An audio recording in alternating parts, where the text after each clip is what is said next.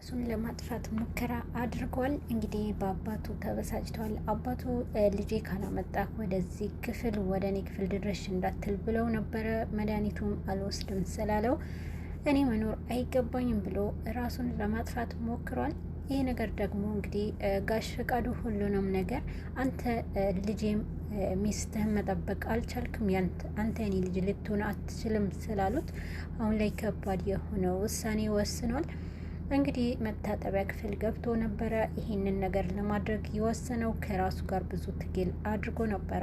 ጥይቱም ጭንቅላት ላይ ሳይሆን አፍ ውስጥ አያስገብቶ እንግዲህ ያንን ነገር ለመተኮስ ነበረ የሞከረው። በዚህ መሀል ቤተሰቡ ተሰብስበዋል። ይሄንን ነገር ለማየት ነበረ እንግዲህ በዚህ መሀል የሚያዩትም ነገር በሚኪያስ ሊያምኑ አልቻሉም ነበረ። ጋሽ ፈቃዱ በዚህ ሰዓት ወደ ፊት ለፊት መጥተዋል። እንግዲህ እሳቸው መንቀሳቀስ አይችሉም እና ግን ደግሞ የሚኪ ሁኔታ ከሰሙ በኋላ ወይዘሮ ሂሩት ልጃችሁ ራሱን ሊያጠፋ ነው ብላ ነግራቸው ነበረ። እሷ ነግራቸው ሄዳ እንግዲህ ወደ ሚኪያስ እየተሳቡ ወደ እሱ ይመጣሉ። በዚህ ሰዓት ግን ደግሞ ሚኪያስ በውስጥ ላይ ሆነ ነበረ። ምንድን እየተፈጠረ ነው ብለው ነበረ እሳቸውም ወደሱ የተጠጉ። ጋሽ ፈቃዱ እንግዲህ ልጃቸውንም እንዲጠነክርና የልጃቸውንም ማህሌት እንዲያመጣላቸው በተናገሩት ንግግር በጣም ተሰምቶት እንደሆነ ገብቷቸዋል። መሬቱ ላይ የተሳቡ ምን እያደረክ ነው ልጄ?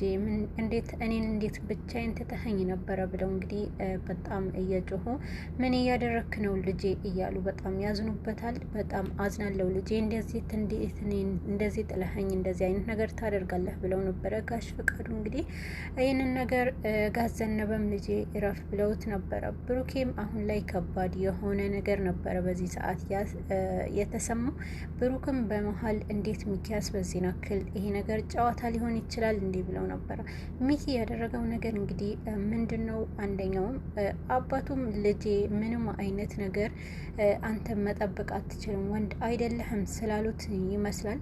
ይህ ነገር ከዚህ በላይ ደግሞ ጋሽ ዘነበ ጋሽ ፈቃዱንም ብዙ ጊዜ ያሳምነውት ምግብም እንዲበሉ መድኃኒት እንዲወስዱ አድርገዋል።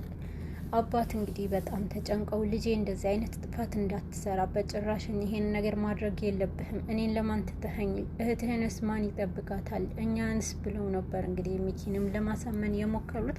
አባት ጭንቀታቸው ልጄ ይሄ ነገር የያዝከው ነገር አቁመው፣ በጭራሽ እንዳታደርገው፣ እንዳዝንብህ አታድርግ ብለው ነበረ። ሚኪ በዚህ መሀል አባዬ ይቅር በለኝ፣ እኔ ማንም መጠበቅ የማልችል ሰው ስለሆንኩኝ ምንም ነገር መኖር አይገባኝም ብሎ ነበረ እንደ ጨከነ እየተናገረው። ጋሽ ፈቃዱ እንግዲህ ልጄ ታስፈልገኛለህ እኮ ማን ይንከባከበኛል እያለ ነበር። እንግዲህ ጋሽ ዘነበ ነገሩንም አብርደው ሁሉንም ነገር ለማስቆም ይሞክራሉ። ከሚኪ ሽጉጡንም በመውሰድ ይሄ ነገር ከፊቱ ዞር ያደርጋሉ። በዚህ መሀል ግን ብሩኬ በጣም ደንግጧል። ያንን ሽጉጥ በእጁ ይዘውት የማያውቀውን ብሩኬ እንግዲህ ይሄ ነገር ደግሞ በጣም ያስጨንቆታል። ብሩክ ይሄ ነገር እያሰበው የነበረው በምን ምክንያት ነው እንግዲህ ሚኪያስ ምንም ነገር ሊያደርግ የሚችል የሚለውን ሀሳብ ነበረ። ጋሽ ዘነበ ባዩትም ነገር በጣም ደንግጠዋል። ሚኪ በቻሉትንም አቅም ለማረጋጋት ነው የሞከሩት። ሚኪ ግን አባቱ ስለመጣ እንግዲህ ሁሉንም ነገር አቁሞታል። አባቱ ወደ ፊት ለፊቱ በማይገቡበት ሰዓት ራሱ ላይ ከባድ የሆነ ውሳኔ ነበረ የወሰነው። እንግዲህ ማህሌትም ከታገተችበት ቦታ ሳትደውል ነበረ የቀረችው። ይሄ ነገር ደግሞ ለአባቱ ምላሽ መስጠት ስላልቻለ አስጨንቆታል።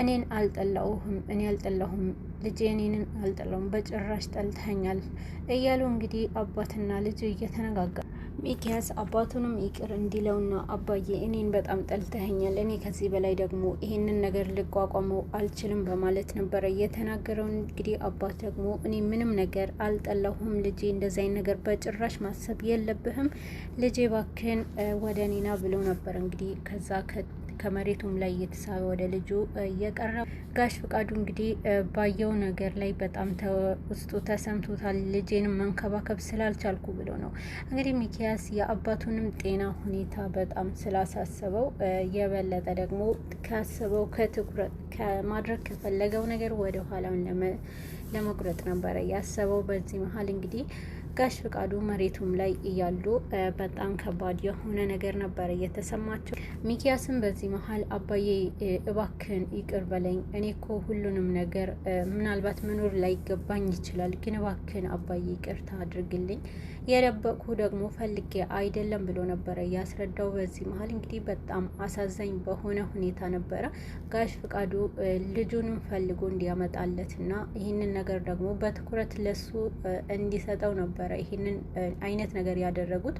ሚኪያስ ግን በራሱ ነገር በብሩኬ አሸንፋለሁ በሚለው ነገር ስለተጠመደ ስለ ማህሌትም ችላ ማለቱ ነበረ ይህንንም ዋጋ ያስከፈለው።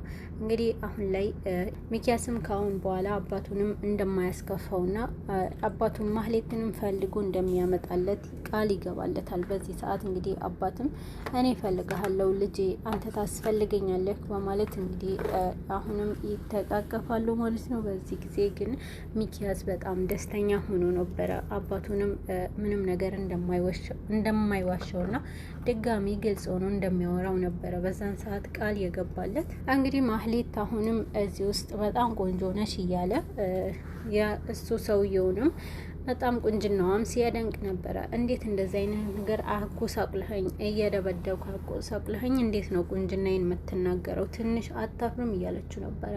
ምንም አይነት ነገር ላይ ብትሆኚ ለእኔ በጣም ውብ ሆንሽ ሴት ነሽ እያለ ነበረ እንግዲህ እየተናገረት የነበረው በዚህ ሰዓት። እና ታዲያ አሁን ለምን አትለቀኝም? ካንተ የምፈልገው ነገር እንድትለቀኝ ብቻ ነው ብላ ነበረ ማህሌት የተናገረችው።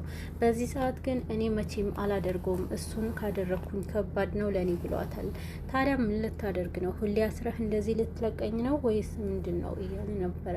እኔ አንቺን ከለቀኩሽ፣ ምናልባት ከለቀቅከኝ ወደ ፖሊስ የሚሄድ መስሎ ከሆነ በጭራሽ አታስበው፣ ለማንም አልናገርም ብላ ነበረ። ይሄ ነገር አይደለም ወንድምሽ ምናልባት ይሄ ነገር ካወቀ በኋላ እኔንም ለማጥፋት፣ ታዲያ ወንድሜ መግደል ነው እንደምፈልገው እያለችው ነበረ። ግን ደግሞ ወንድምሽንም ታዲያ እኔን እኮ ሊገለኝ ነው የሚፈልገኝ ብሎ ነበረ ለማህሌት ተነገራት። በዚህ ሰዓት እንግዲህ አሁን ላይ ከማህሌት ጋር ለመደራደር ሊለቃት ወደ ሚኪያስ ስልክ ለመደወል ይሞክራል። አባት አሁን ላይ ከሚኪ ምንም አይነት ክፋት እንደማይናገር ነው የተናገረው። በዚህ ሰዓት ሚኪያስንም እንደማያስከፋውና ምግቡም እንደሚበላ ለሚኪ ቃል ገብቶለታል። እንግዲህ ሚኪ አባቱንም በጣም እየተንከባከበው ይገኛል።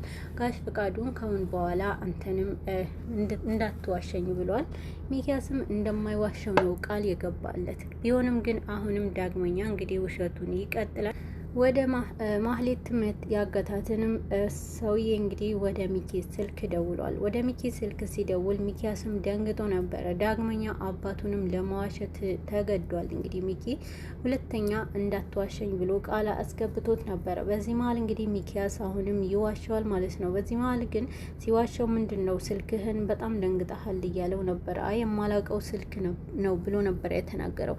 ታዲያ እንዴት ሊሆን ይችላል? የማታውቀው ስልክ ከሆነ እንዴት እንደዚህ አይነት ነገር ያስደነግጣል ብሎታል።